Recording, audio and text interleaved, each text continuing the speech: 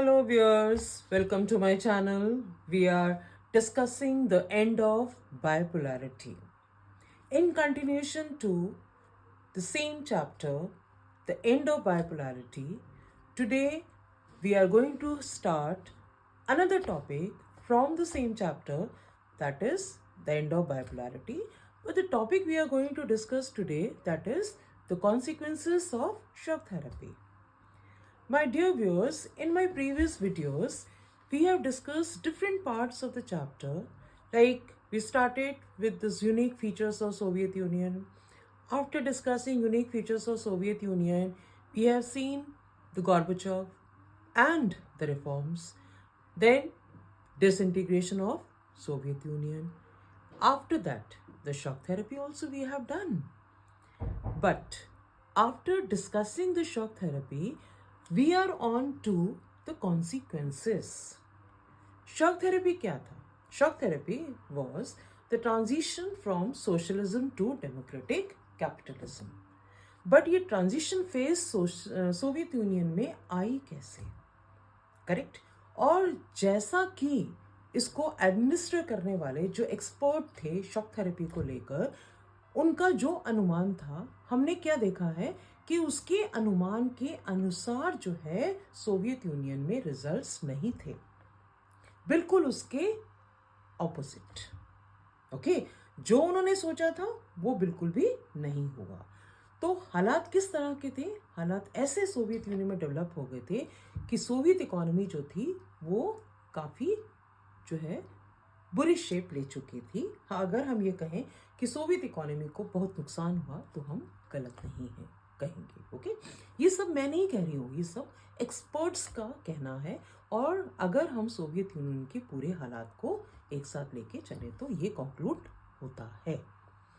चलिए अब हम आते हैं मेन टॉपिक पर, जो हमारा है consequences of Soviet shock therapy. Okay, consequences के लिए अगर सपोज हम आपसे ये कहें कि आप जो है 12th क्लास के स्टूडेंट्स हैं, आपको जो है एक लॉन्ग आंसर प्रिपेयर करना है किसके ऊपर? कॉन्सिक्वेंसेस ऑफ शॉक थेरेपी को पर. तो आप कैसे उसको स्टार्ट करेंगे? हमारा एक सिस्टम है जिसमें कि आप जो है स्टेप बाय स्टेप जो है आप उस आंसर को लेके चलते हैं. तो उसी तरह से मैं भी आपको जो है एक एक पॉइंट को आगे बढ़ाते हुए इस आंसर को कंक्लूड करूंगी. तो एंड तक बने रहिए इस आंसर के बिल्कुल लास्ट पॉइंट तक, जब तक मैं आपको जहाँ तक लेके चलती हूँ. अगर हम जो है फर्स्ट पॉइंट को लेके चलें तो यहाँ आपकी बुक में, फिर मैं बोल रही हूँ कहीं से नहीं, सब कुछ आपकी बुक से मैंने टेक्स्ट किया हुआ है, उसी पर बेस्ड है. बट द पॉइंट इज जिस तरह से हम अपनी उसको अप्रोच को लेके चलते हैं वो थोड़ी सी हमारी डिफरेंट है. यहाँ एक वर्ड उन्होंने दिया है यूटोपिया. यूटोपिया का मतलब क्या है? ड्रीम. जो उन्होंने ड्रीम किया, जो दिन में उन्होंने सपना देखा, सपना क्या देखा? पता नहीं क्या चेंज आ जाएगा अगर हम जो है ये अडॉप्ट कर लेते हैं. हम सोशलिज्म की जगह, सोशलिज्म से हम किधर स्विच ओवर हो जाए? कैपिटलिज्म की तरफ. तो शायद हालात सुधर जाएं. बट ऐसा कुछ नहीं हुआ और जो उन्होंने प्रेडिक्ट किया था बिल्कुल उसका उल्टा होगा. ओके, तो हम ये कहते हैं कि जो 1990s में रिजल्ट आए और जो सोवियत यूनियन 1989 में था बिल्कुल बदल चुका था. उसकी इकोनॉमी को बहुत ज़्यादा नुकसान हुआ था. और हम ये कहें कि 90%, अगर हम ये कहते हैं कि 90% of these industries were put up on sale to the private individuals and the companies. और जो वैल्यूबल इंडस्ट्रीज थी they were devalued and sold at throw away prices. Throw away prices के लिए आपके यहाँ पर एक वर्ड दिया है, एक उन्होंने टर्म मेंशन की है जिसे हम कह रहे हैं the largest garage sale in history, as the valuable industries were undervalued and sold at throwaway prices. At the same manner here, you know what government did? They started giving them some vouchers also. और जो citizens थे, they were not interested. The Soviet people were not interested at all in these vouchers. और उन्होंने क्या किया? इन vouchers को market में black में sell कर दिया. Now, when these were sold in the market, these vouchers were sold in the market, तो हम ये क्या कहेंगे कि जो इन्फ्लेशन रेट था it was also very high. वो पहले ही हाई था but now gradually it led to more inflation in Soviet Union. And the result was the people, they lost most of their savings. Correct? Savings, because उनके पास कुछ था ही नहीं. They were paying more, but they were getting very less. इसके साथ साथ मैं आपको याद दिलाने की कोशिश करूंगी कि जब लेनिन आए थे सोवियत यूनियन में तो उन्होंने जो है जनता से प्रॉमिस किया था कि हम पीस लाएंगे, land to the tiller, nationalization problem जो है नॉन रशियंस की उसको भी हम सॉल्व करेंगे, और इसके साथ साथ जो है कलेक्टिव फार्मिंग को भी इंट्रोड्यूस किया. बट अब हम क्या देख रहे हैं यहाँ पर, कलेक्टिव फार्म सिस्टम जो था वो बिल्कुल भी नहीं कामयाब हुआ. And this was also because जो सोवियत यूनियन था this was disintegrated. So collective farm system कहाँ जो है कंटिन्यू रह पाएगा, कहाँ इतना बड़ा विशाल सोवियत यूनियन, उसकी सारी रिपब्लिक्स जो है अलग हो गई, और सबसे ज़्यादा कौन डोमिनेट कर रहा था यहाँ पे, वो था Russia. And as a result you can say the people were with no food.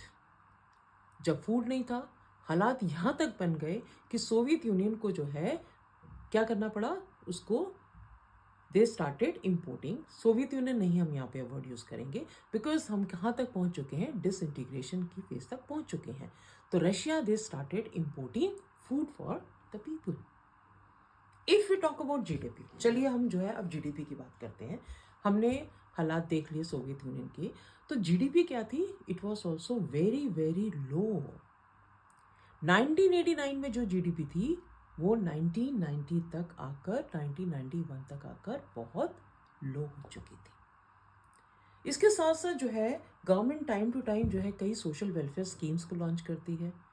तो यहाँ जो सोशल वेलफेयर स्कीम क्योंकि गवर्नमेंट के पास था ही नहीं, and they have already shifted towards privatisation, GDP was reduced, it was coming at low level.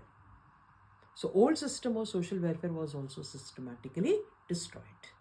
अगर हम social system की बात करें, सोशल वेलफेयर स्कीम्स की बात करें, तो हर गवर्नमेंट जो है एक स्कीम लॉन्च करती है, उसको हम कहते हैं सब्सिडाइज रेट्स पर जो है जनता को कुछ सामान मुहैया कराना. बट अब हालात क्या पैदा हो गए थे वहाँ पर, they were not in the condition to continue the subsidize goods also. So as a result the large section of people they were pushed into poverty. Obviously आप समझ पा रहे हैं कि कैसे हालात हैं वहाँ पर. They were moving towards poverty, unemployment. एक और नया टर्न आता है यहाँ पर, और अब हम किसकी तरफ मूव कर चुके हैं, हम बात करते हैं एकेडमिक सेक्शन की, हम बात करते हैं इंटेलेक्चुअल क्लास की. उन्हें भी अपना वहाँ पर कुछ भी सेफ नहीं दिख रहा था अपना फ्यूचर. तो उन्होंने क्या करना शुरू कर दिया, they started migrating towards other areas. Okay, because disintegration already हो चुका था, they have seen this integration, and उनका क्या कहना था कि जो अब जैसे हालात यहाँ पर आ चुके हैं तो हालात और भी खतरनाक होंगे. और वही जो है मैं आपको एक वर्ड बताना चाह रही हूँ यहाँ पर, वो है द इमर्जेंस ऑफ माफिया. और ऐसे में जो है माफिया इमर्ज होता है. They started holding many economic activities. पूरी तरह से आप कह सकते हैं कि उनका होल्ड यहाँ पर हो गया. And privatization already led to, you can say, the disparities between the rich and the poor. Okay, तो उनके बीच में जो डिस्पैरिटीज थी वो हमें पहले से ही दिखाई दे रही थी जो है. अब जो नेक्स्ट हमारा फेज आता है, हम बात करते हैं डेमोक्रेटिक इंस्टीट्यूशंस की.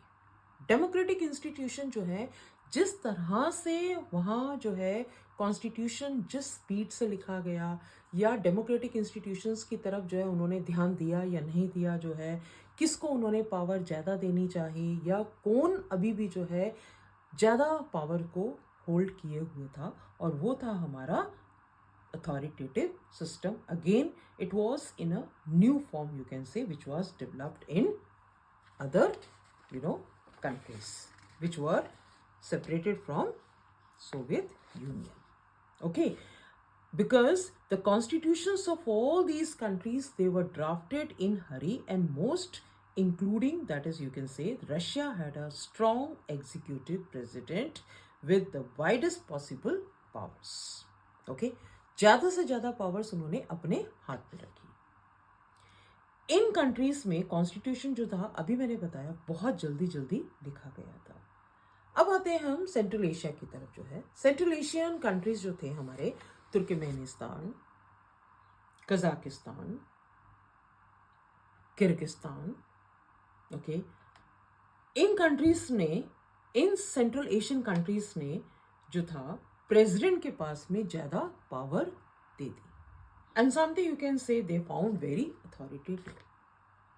ओके, याद करो क्या सिस्टम था वहां पर, अथॉरिटेटिव ब्यूरोक्रेटिक सिस्टम, और वही कुछ कुछ जो है इन पोस्ट सोवियत रिपब्लिक्स में भी सामने आता दिखाई देने लगा। अब आता है हमारा नेक्स्ट पॉइंट, जो है हमारा जुडिशियल सिस्टम। हमने ऑर्गन डिस्कस कर दिया, लेजिस्लेचर की बात की हमने, लॉज कौन बना रहा था, फिर हमने डिस्कस किया एग्जीक्यूटिव पावर्स की। अब हम पॉइंट पर आ रहे हैं जुडिशियल पावर्स पर।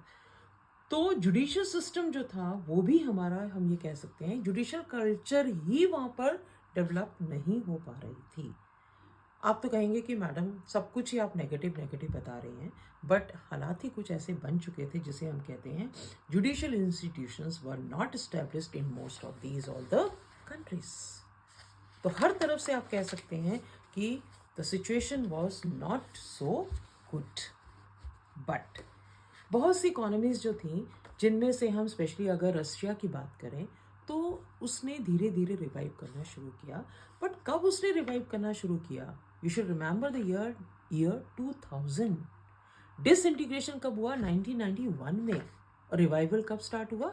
2000। That is after 10 years। 10 साल लगे। 10 साल के बाद जो है उसने रिवाइव करना शुरू किया। अब हम बात करते हैं कि इनके रीजंस की। हमने हालात देखे, कैसे हालात वहाँ पे हुए, फिर हमने थोड़ा सा जो है हमें होप दिखाई दी। अब हमने देखा कि they started reviving also, but revival भी बहुत स्लो था। अब रिवाइवल में जो है हम किस पॉइंट पर फोकस करेंगे, आपको ये नहीं भूलना चाहिए, natural gases, oil. Central Asia में भरपूर मात्रा में, in good quantity you can say, the natural resources and the oil was found. Azerbaijan, Kyrgyzstan, Russia, Turkmenistan, Uzbekistan, these were all, you can say, the major oil producing areas, oil producers. अब हमारे सामने एक question जो सामने निकल कर आता है कि जो दूसरे कंट्रीज थे उनको कैसे प्रॉफिट हुआ। यहाँ तो जो है ऑयल आ गया, ऑयल की वजह से जो है इन्होंने ग्रो करना शुरू कर दिया। अब हमारा नेक्स्ट पॉइंट आता है कि जो दूसरे एरियाज थे उन्होंने कैसे ग्रो किया। Point to be noted. क्या कैसे हुआ ये? जहां ऑयल था और जहां ऑयल नहीं था, तो वहां से जो है जो पाइपलाइंस थी वो क्रॉस होके जा रही थी। तो जहां जहां से भी जो है ये पाइपलाइन निकल कर जाती थी, उनके बदले में उनको क्या देना पड़ता था? दे वर पेइंग रेंट।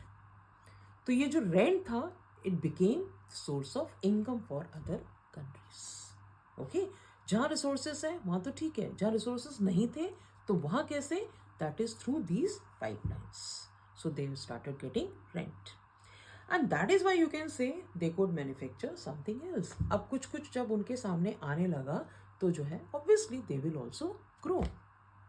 इस तरह से हम कह सकते हैं कि जो है शॉक थेरेपी ट्रांजिशन फेज थी, यूटोपियन विजन था, जो सोचा था वो नहीं हुआ, उसका बिल्कुल उल्टा हुआ। करेक्ट है?